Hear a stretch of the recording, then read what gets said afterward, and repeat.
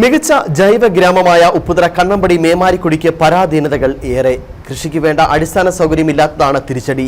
ജൈവവളത്തിന്റെ വില ഉയർന്നതും സ്വന്തമായി ജൈവവളം നിർമ്മിക്കാനുള്ള സൗകര്യക്കുറവുമാണ് പ്രതിസന്ധി സൃഷ്ടിക്കുന്നത്. സർക്കാർ അടിയന്തര സഹായം നൽകിയാൽ സംസ്ഥാനത്തെ തന്നെ മികച്ച കാർഷിക ഗ്രാമമായി മേമാരി മാറും.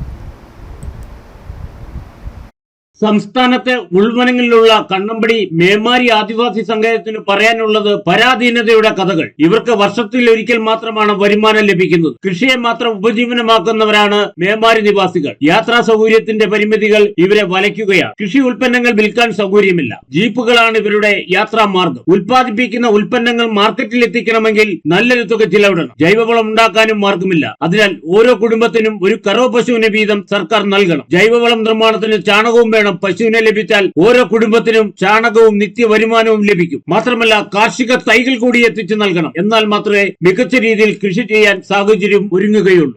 പര്യാപ്തതയുണ്ട്. അത് നമുക്ക് തീർക്കണമെങ്കിൽ എല്ലാ കുടുംബങ്ങൾക്കും ഒരു പശു ഉണ്ടെങ്കിൽ ഏറ്റവും നല്ലതായിരിക്കും. കാരണം ചാണകത്തിലാണ് നമ്മൾ ഇതെല്ലാം ജീവാമൃതം ജൈവവളം ഉണ്ടാക്കുന്നത്. അന്നേരം ഇപ്പം ഇല്ലാത്തവർ ജൈവവളം മേടിച്ചൊക്കെയാണ് ചെയ്യുന്നത്. അന്നേരം അതിന് പകരമായിട്ട് നമുക്ക് ഇത് എല്ലാ സ്ഥലത്തും എത്തിക്കണമെങ്കിൽ വലിയധികം പണം മുടക്കില്ലാതെ ചെയ്യണമെങ്കിൽ സ്വന്തമായിട്ട് വളം ഉൽപ്പാദിപ്പിക്കാനുള്ള ഒരു സംവിധാനമാണ് നമുക്ക് ആവശ്യം എന്നുള്ളതാണ് എനിക്ക് പറയാനുള്ളത്. പിന്നെ കൃഷി ചെയ്യുന്ന കൊടി, കാപ്പി, അതുപോലെ തന്നെ ജാതി, ഗ്രാമ്പു മുതലായ തൈകൾ നമുക്ക് ആവശ്യമാണ്. അതും എല്ലാ കുടുംബങ്ങൾക്കും ഒരു ഒത്തിരി അധികമല്ല, ഒരു ഏകദേശം ഒരു 10 തൈ വെച്ചൊക്കെ കിട്ടുകയാണെങ്കിൽ വളരെ. മുമ്പ് മികച്ച രീതിയിൽ പച്ചക്കറി വർഷകാലത്തും വേനൽക്കാലത്തും ഉൽപ്പാദിപ്പിച്ചവരാണ് മേമാരിയിലെ കർഷകർ. എന്നാൽ കൃഷി നഷ്ടമായതോടെ പച്ചക്കറിയെ കൈവിട്ട് നാണ്യവിള മാത്രമായി. എന്നാൽ ഇവർക്ക് ഇവിടെ ജൈവവളം ഉൽപ്പാദിപ്പിക്കാനുള്ള അവസരവും സർക്കാരിന്റെ സഹായവും ലഭിച്ചാൽ ഇവർ വീണ്ടും പച്ചക്കറി ഉൽപ്പാദിപ്പിക്കും. മാത്രമല്ല